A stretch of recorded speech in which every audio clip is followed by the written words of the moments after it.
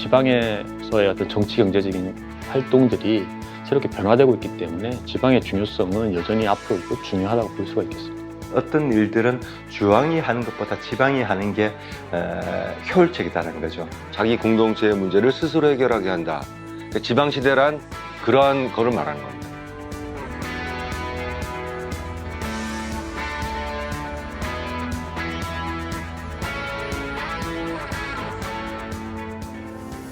정책 플랫폼 코리아TV 정책 스페셜. 이번 시간은 지방시대 실현을 위한 지방분권 강화에 관한 내용입니다. 인구의 수도권 집중 현상이 심화되면서 수도권 인구가 비수도권 인구를 추월했습니다. 또한 매출액 기준 1000대 기업의 74%도 수도권에 집중되어 있는데요. 이러한 지역 간 불균형은 결국 지방 소멸의 위기로 이어지고 있습니다. 정부는 진정한 지방시대 개막을 위해 지역 발전을 이끌어낼 수 있는 강력한 지방분권을 추진하고 있습니다.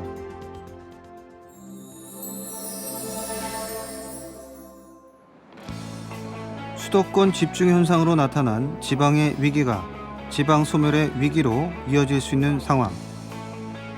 정부는 지방시대 실현을 위한 지방분권 강화를 국정과제로 선정하고 지방의 역할을 더욱 강화하는 정책을 추진합니다. 지방을 살리기 위해서는 지방시대로 가야 된다라는 어떤 강력한 의지를 표현하고자 지방시대를 설정하게 되었고요. 전 국토의 12%에 불과한 수도권 지역의 전체 인구의 50% 이상이, 그리고 전 경제력의 50% 이상이 수도권으로만 집중이 되어 있어서 오히려 비수도권 지역에서의 불균형은 조금 너무나도 심화되고 있다는 점에서 착안을 하게 되었습니다.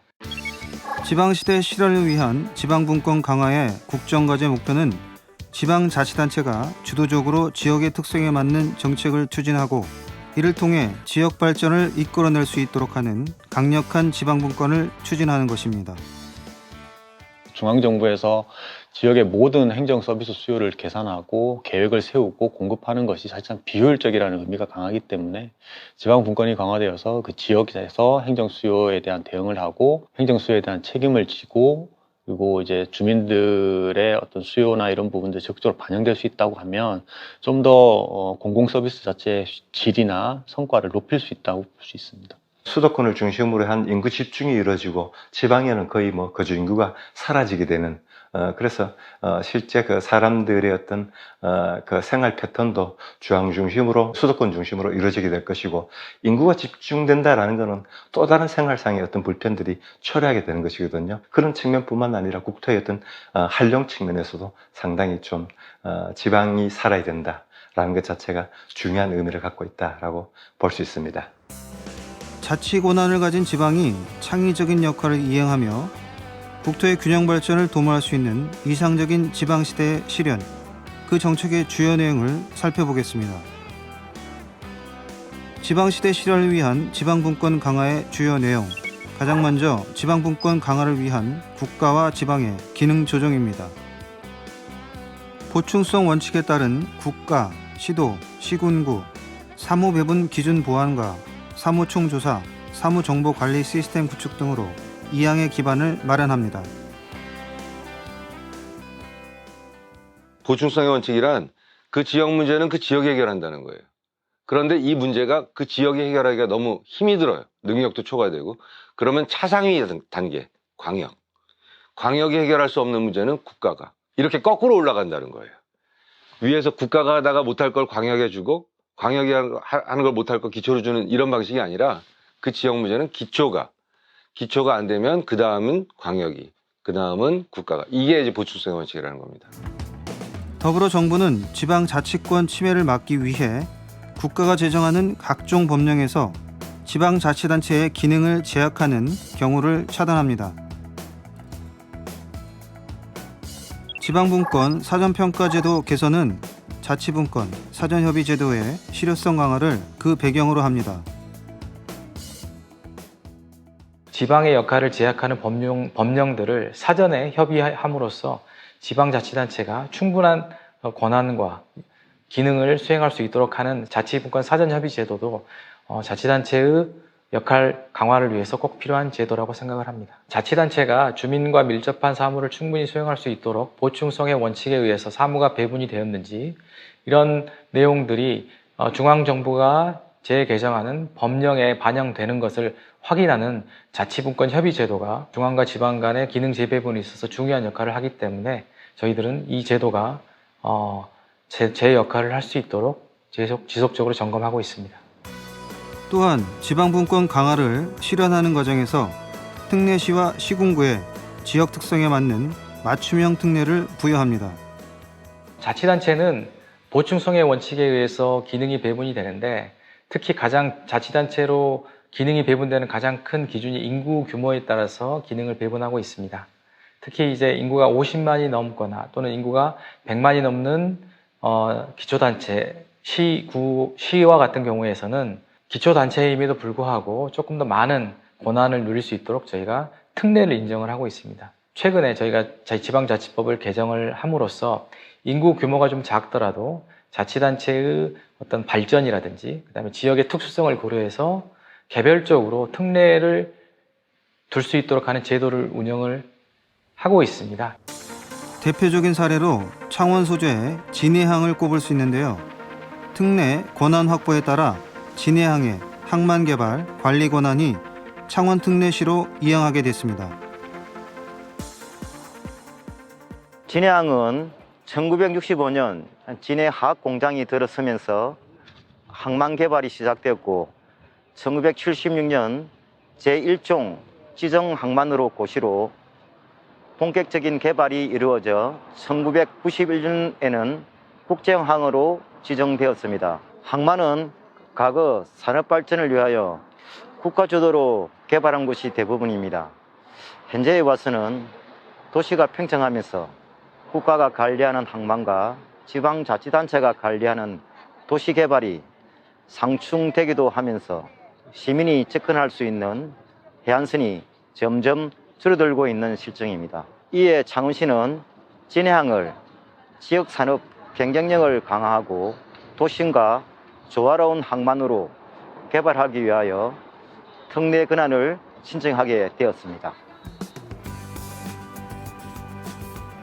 창원 특례시는 최근 진해항의 개발 및 관리 권한을 확보함으로써 지역 활성화를 기대할 수 있게 됐습니다.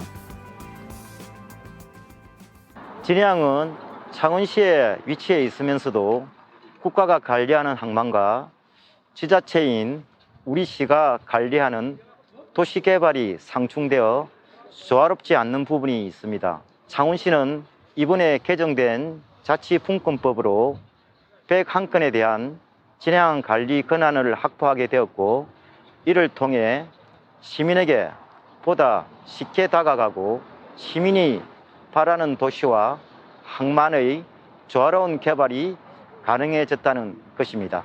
좀 더 세부적으로는 진해항 특례 권한 확보 외에는 그동안 창원시에서 할 수 없었던 진해항의 개발과 운영을 할 수 있게 될 것입니다. 이는 창원시의 산업뿐만 아니라 관광, 도시계획 등 여러 분야의 시너지 효과도 창출을 할 수 있을 것이라 기대하고 있습니다. 창원 특례시는 자치분권법을 통해 진해항의 또 다른 변화를 준비하고 있는 상황인데요. 지역 특성을 반영한 맞춤 특례와 지원책의 확대가 지역 발전에 기반을 구축하고 있습니다. 지방시대 실현을 위한 지방분권 강화의 주요 내용에는 자치권 강화도 포함되어 있습니다. 지방자치단체가 행정 수요에 원활하게 대응할 수 있도록 자치 입법권 확대 및 자치조직, 인사제도 개선, 계획 수립 권한의 지방 이양 등이 세부 내용입니다. 지방자치를 하면서 이제 많은 학자들이, 전문가들이 우리가 지방자치를 제대로 하려면 자치권이 강화돼야 된다. 이 자치권에는 자치 입법권이라는 것도 있고 자치 행정권이라는 것도 있다. 그다음에 그 계획권이라고 하는 거는 그 지역의 발전과 관련된 문제니까 그것도 국가가 주도하지 말고 그 지역에 좀 맡겨달라. 그래서 이제 그 자치권 강화라는 게 늘 화두가 되었던 겁니다. 자치권 강화를 위한 여러 방안이 마련되는 가운데 지방 인사 행정 전반을 정보화하는 차세대 표준 지방 인사 정보 시스템이 구축되었습니다. 개편된 시스템은 데이터를 기반으로 하는 인사 관리 체계로 전환됐으며 차세대 표준 지방 인사 정보 시스템을 통해 지자체별로 맞춤형 인사 행정의 기틀을 마련하게 됐습니다.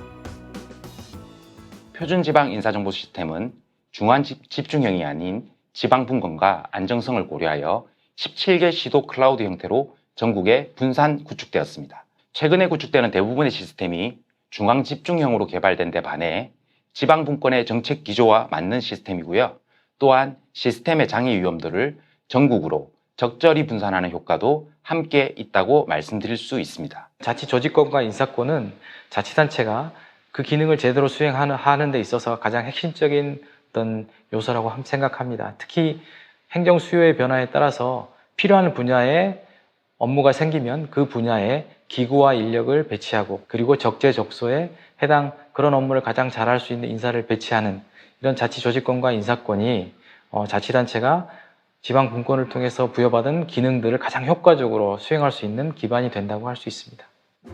지방시대 구현을 위해 정부는 중앙과 지방의 모든 역량을 하나로 결집하고자 합니다. 인구 감소, 지역 활력 저하 등 지역 현안을 해결하는 데 있어 지역이 충분한 권한과 책임을 갖고 주도적으로 실행할 수 있도록 적극 지원할 계획입니다. 대한민국 어디서나 살기 좋은 지방시대 실현. 지역이 주도하는 균형 발전이 추진되기 위해서는 강력한 지방분권이 전제되어야 합니다.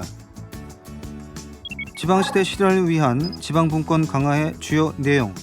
지방자치단체 기관 구성 다양화입니다. 주민이 지역 특성에 맞게 지방자치단체의 기관 구성 형태를 자율적으로 선택할 수 있도록 개선 및 시범 실시할 계획입니다. 지방자치단체 여건에 맞도록 좀 다양하게 이제 보장해 주는 방안을 지난 지방자치법 개정에서 반영을 하였고, 이것은 이제 주민 투표를 통해서 어떤 형태를 취할지를 이제 결정할 수 있습니다. 결국 이제 지방자치 운영에서 좀 다양성이나 또 이런 부분을 확대함으로써 지역 여건에 맞는 자치적 운영을 굉장히 강화하도록 한 측면이 있습니다. 또 한 가지 기관 구성 다양화에서 좀 의미가 있는 것은 특별 지방자치단체를 설립할 수 있는 근거를 마련하였다는 것입니다. 이것은 이제 지방자치단체, 기초자치단체, 예를 들면 기초자치단체 2개의 기초자치단체가 연합을 해서 하나의 법인 성격을 갖는 이제 자치단체를 구성할 수 있도록 만든 것입니다. 지방시대 실현을 위한 지방분권 강화의 주요 내용. 자치경찰권 강화입니다. 범정보 추진 체계를 구성하여 이원화 자치경찰 모델 마련 및 시범 실시 후에 성과 분석과 제도 개선을 계획합니다. 정부는 지역 특수성이 반영된 주민 중심의 자치경찰제를 마련할 방안을 찾고 있습니다. 제도발전위원회에서 자치경찰 분과를 만들어서 거기에서 앞으로 이원화에 대한 논의라든지 시범 운영 문제 이렇게 해서 그 24년까지 시범 운영을 하고 26년에는 이것이 잘 되면은 전국적으로 이원화 모델을 가지고 실시를 할 수 있는 그 청사진을 제시를 하고 있습니다. 현재 자치경찰 제도는 이원화 시범 운영과 더불어 제도의 방향성을 모색 중입니다. 전국 각 자치경찰위원회에서 힘을 모아서 이 제도를 발전시키는데 지원을 하고 또 각 그 위원회별로는 이 자치경찰제의 본질인 시민들의 그 맞춤 치안 서비스를 제공하고 또 주민들하고 함께하는 그런 치안을 제공하면서 인지도를 확대해 나가게 되는 그러한 시책들을 많이 발굴해서 시민 안전을 공고하게 하는데 역할들을 하고자 합니다. 지방시대 실현을 위한 지방분권 강화의 주요 내용. 지방자치 교육자치 연계입니다. 지방자치단체 교육청 간 인사교류 및 협의기구 운영 활성화, 관계기관 협의체 구성을 통한 연계의 강화 방안 마련을 추진합니다. 서로 연결을 하면은 오버랩되는 사업, 그러니까 이제 중복 사업이 발생되지 않고 그에 따라서 재정적인 어떤 효율성도 도모할 수 있을 뿐만 아니라 또 연계 사업을 함으로 인해서 실제 필요한 어떤 사업들을 효율적으로 소위 말 서로 협력을 해서 추진을 할 수 있는 것이죠. 지방시대 실현을 위한 지방분권 강화의 주요 내용, 특별자치시도 위상 제고입니다.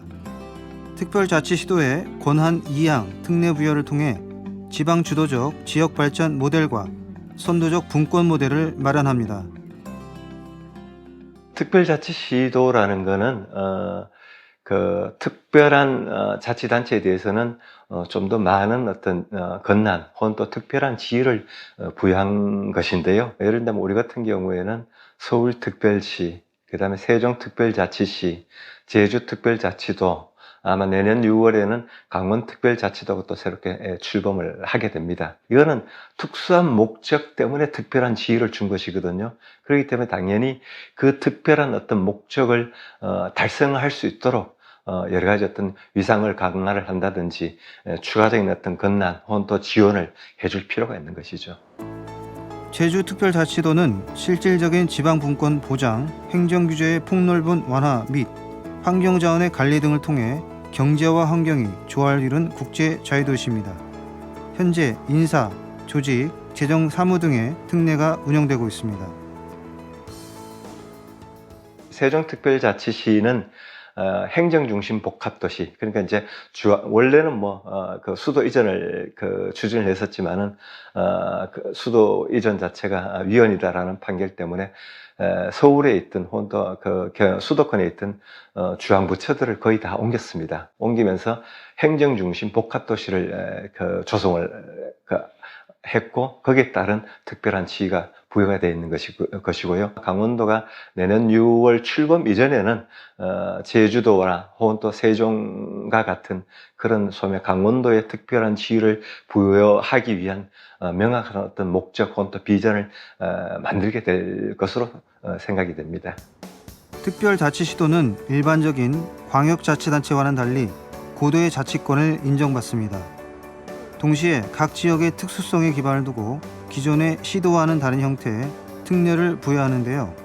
이러한 특별자치시도의 사례는 선도적인 지방분권의 모델이 될 수 있습니다. 지방시대 실현을 위한 지방분권 강화의 기대 효과.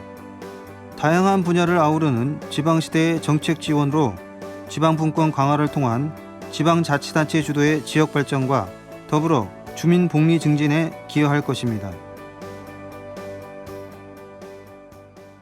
국민 누구나 어디에서나 행복하게 살 수 있는 지방시대를 목적으로 하고 있습니다. 특히 태어난 곳의 차이, 그리고 자라온 곳의 차이가 나중에 삶의 질의 차이, 그 다음에 불평등을 야기할 수 있는 현재의 상황에 대한 타개를 목적으로 저희가 정책을 추진하고 있는데요. 마찬가지로 지방이 충분한 권한을 가지고 업무를 수행할 수 있어야지만이 창의적인 역할을 할 수 있습니다. 이걸 위해서는 저희들이 지방분권을 적극적으로 추진하고 있고, 자치단체에서 교육 분야, 자치경찰 분야, 그리고 자치계획권, 자치조직권, 이런 다양한 분야의 역할들을 자치단체가 포괄적으로 수행할 수 있도록 역할을 부여를 하는 가장 큰 이유라고 할 수 있습니다. 지방자치단체 운영의 다양성을 통해서 이제 민주주의적인 측면에서도 크게 발전이 있을 것 같고, 그리고 지역의 어떤 특색에 맞는 다양한 균형발전 전략, 지역이 주도하는 균형발전 전략을 통해서 인구 감소라든지 이런 부분에 대한 전략들을 효과적으로 대응할 수 있을 것으로 기대됩니다. 지방분권 강화는 지역의 자생력을 높여 국가 발전의 원동력이 될 것이고, 향후 살기 좋은 지방시대를 열어갈 것입니다.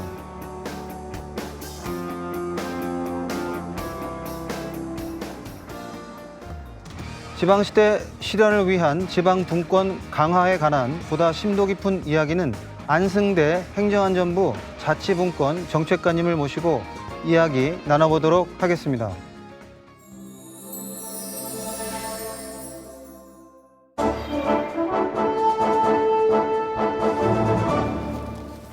지방의 위기가 곧 어떤 지방의 소멸 위기하고도 좀 연계가 되는 부분이 있다. 이제 현안을 타개하는 부분이 상당히 중요한 정책인 것 같아요. 아주 세밀한 어떤 핀셋 어떤 지원 이런 부분들도 상당히 좀 중요한 포인트가 될 것 같습니다. 지역 실정을 잘하는 그 지방자치단체 그리고 지역 주민들이 주도가 돼서 지역을 발전시키고 또 거기서 또 나온 좋은 아이디어나 정책은 전국적으로 확산을 시키고 이렇게 해서 국가 전체적으로 발전시키자 하는 것이 이제 분권을 하자는 어떻게 보면 하나의 그 취지가 될 수 있을 것 같고요. 정부가 인구 감소 지역 뭐 이런 그 컨셉으로 특별히 지정을 해서 여기에 좀 많은 그 재원과 이런 자원들을 좀 투입하기로 했습니다. 그래서 인구 감소 지역 그 특별법도 만들고 인구 감소 지역 지원 기금도 만들고 그래서 매년 1조 원의 기금을 만들어서 10년간 인구 감소 지역으로 지정된 데는 지원을 해주기로 했습니다. 또 하나 이제 주목할 시책은 고향 사랑 기부제라고 해서요. 대부분 우리 많은 사람들이 고향을 떠나서 수도권에 많이 가 있지 않습니까? 어느 지역이라도 거길 지정해서 연간 한 500만 원 정도는 기부를 할 수 있도록 그런 제도가 내년부터 도입이 됩니다. 그렇게 하다 보면 이제 고향에 대한 어떤 애착심도 생기고 그렇죠. 예. 또 자부심도 생기고 본인이 기부한 거에 대한 어떤 보람도 느낄 것 같다. 뭐 이런 생각이 듭니다. 네. 네. 22년 1월 13일이죠. 지방자치법 전부 개정을 통해서 도입된 특례시 제도에 대한 설명과 향후 지원 방향에 대해서 말씀 좀 부탁드리겠습니다. 특례시는 인구 100만 이상 대도시를 특례시로 지정을 했습니다. 그래서 전국에 특례시가 4개가 있는데요. 그러니까 그전에는 50만 이상 대도시에 대해서만 여러 가지 특례를 뒀는데 이 100만 이상 도시는 또 50만하고 또 규모가 또 다르지 않습니까? 그렇죠. 그래서 이 100만 이상 대도시도 보다 자율적으로 지역 특성에 맞는 그런 여러 가지 사무라든지 기능들을 제대로 잘 하도록 하기 위해서 이번에 특례시라는 제도를 둬서 50만 이상 대도시가 갖고 있는 그런 여러 가지 부가적인 기능 이외에 추가로 기능들을 더 줬습니다. 물론 대부분 이제 도에 있는 기능들이 더 내려갔겠죠. 그 예를 들면 특례시에는 보통 이제 일반 시에는 이제 부단체장, 부시장이 한 명인데 부시장을 한 명을 더 둘 수 있도록 2명까지 줄 수 있도록 했고요.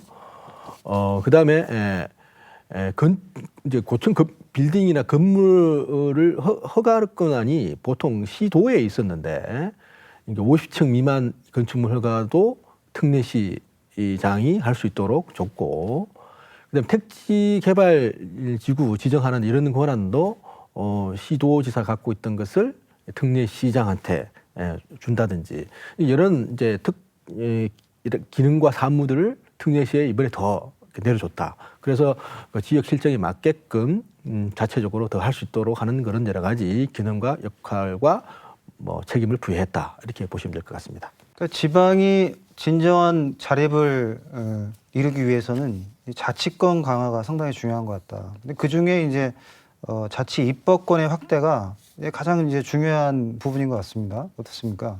자치 입법권 그러면은 이제 보통 우리가 조례, 지방자치단 조례와 이제 규칙을 이제 얘기를 하는 것인데요. 우리가 지방자치를 분권을 이제 확대를 한다 하는 얘기는 지방자치단체가 스스로 만들 수 있는 조례의 범위를 넓히는 것하고 같은 이제 의미다 이렇게 보셔도 무방합니다. 그래서 이런 자치 입법권을 넓히기 위해서는 일단은 기본적으로 이제 국가의 여러 가지 기능들을 지방이 스스로 할 수 있도록 그 사무를 이양을 하는 것이 되게 중요합니다. 그래서 사무를 할 수 있는 그 범위가 넓어져야지 그 사무에 대해서 자치단체별로 스스로 조례나 규칙을 만들어서 할 수 있게 되기 때문이죠. 그래서 그것이 중요하고요. 두 번째는 이 중앙 정부가 만드는 이런 법률과 대통령령이 그 자치 입법권을 제약을 해서는 안 됩니다. 그래서 저희가 하는 것이 이 중앙 정부에서 만드는 법률이나 대통령령이 너무 세세하게 우리 규율을 하지 않도록 하는 노력들을 저희가 하고 있습니다.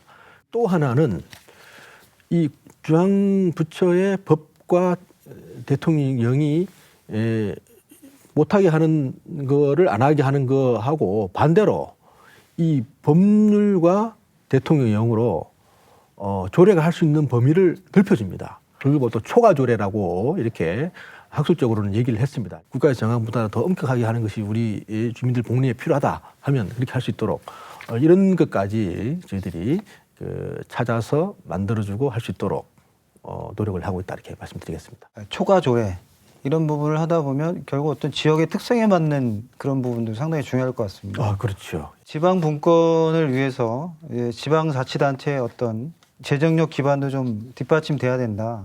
그러려면 지방 재정의 강화를 위한 어떤 지원 정책 이런 부분들이 좀 필요할 것 같습니다. 첫 번째로 얘기가 되고 있는 것이 지방의 지방세 재원을 확충하는 겁니다. 그래서 최근에 만든 그 비목이 그 지방 소비세라는 게 있습니다. 그 지방 소비세는 국세인 부가가치세의 일정 부분을 떼서 지방 소비세라는 명목으로 지역에 내려줍니다. 그러면 이제 그 재원을 스스로 이제 걷어서 쓸 수 있는데 그 세율을 점점 높여 나가고 있는 것이지요.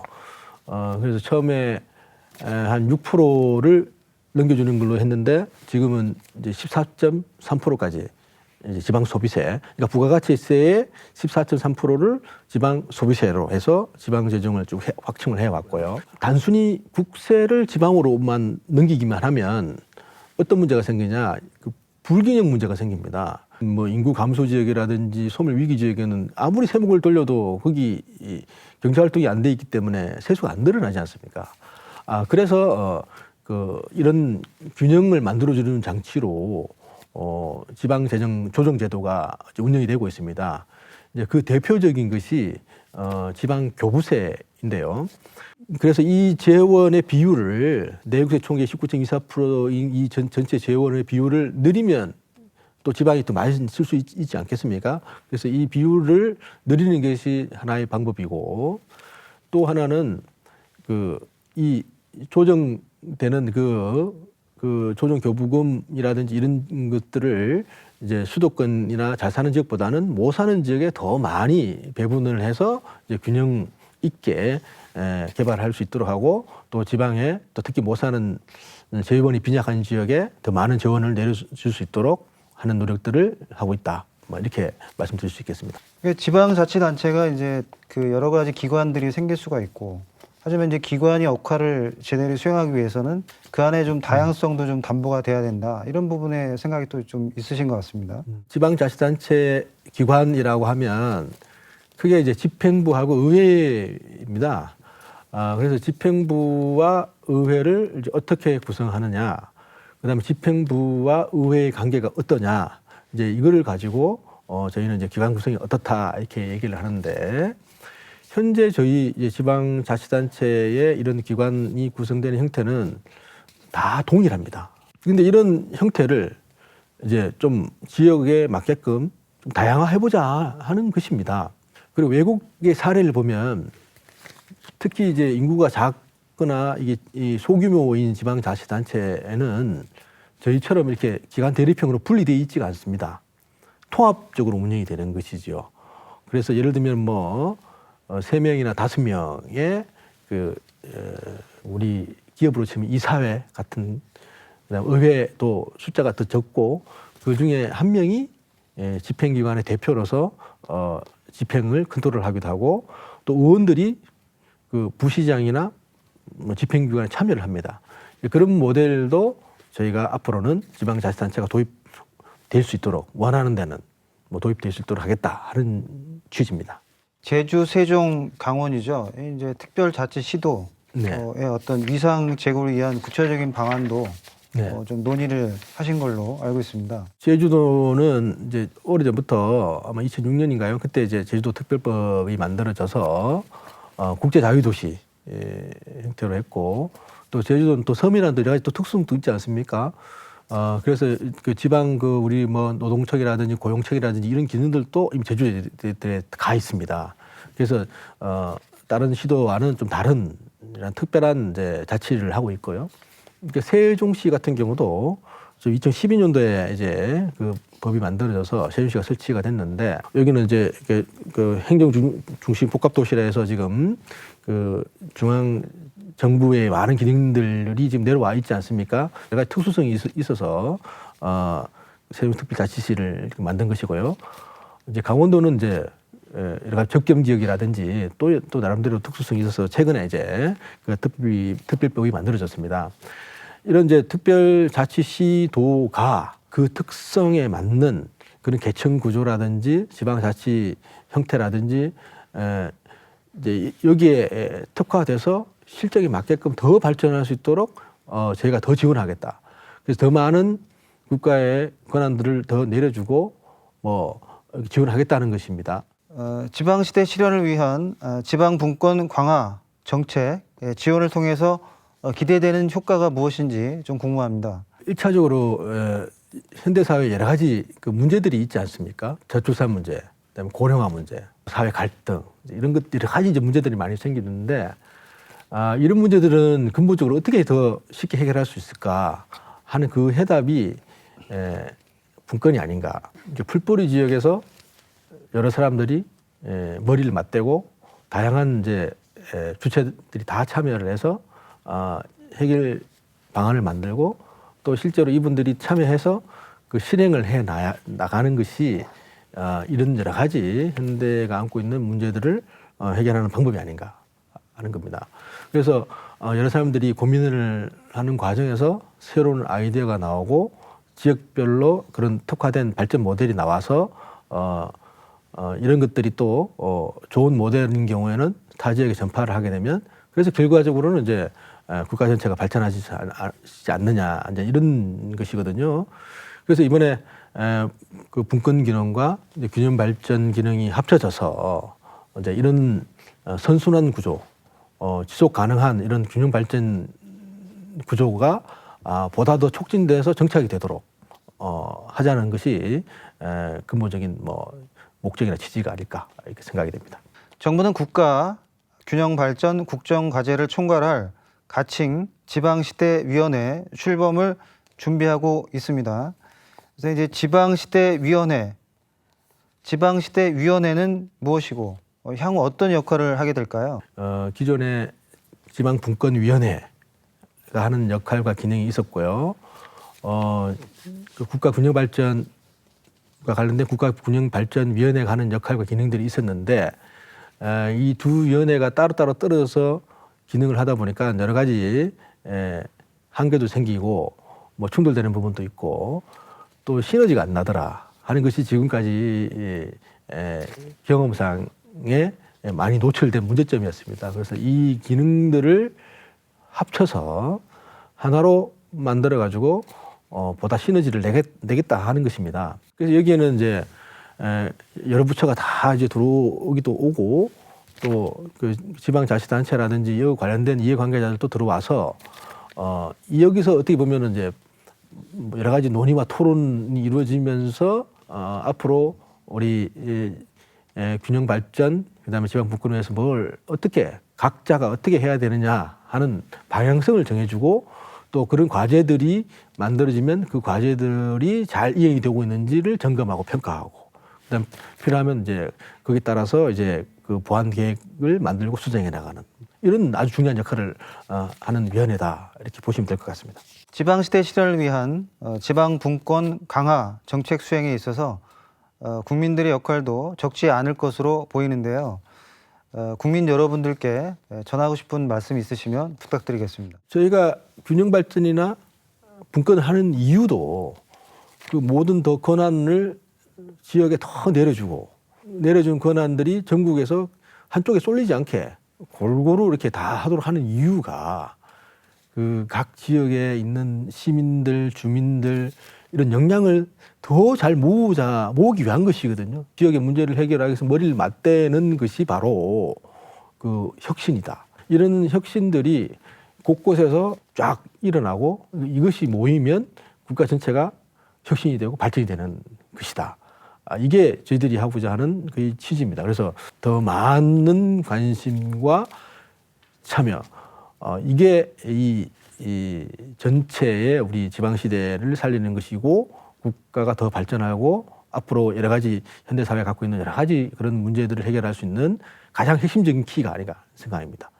많은 국민께서 더 많은 관심과 참여를 부탁드립니다.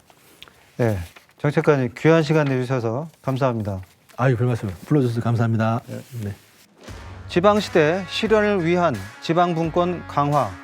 정부는 중앙에 집중된 행정적, 재정적 권한을 지방으로 이양해 진정한 의미의 지역주도 정책을 실현하고자 합니다. 지역 균형 발전은 인구 절벽 문제의 해법이며 정부가 지향하는 공정의 가치입니다. 정부는 지방분권 강화를 통해 대한민국 어디서나 살기 좋은 지방시대를 열어갈 것입니다.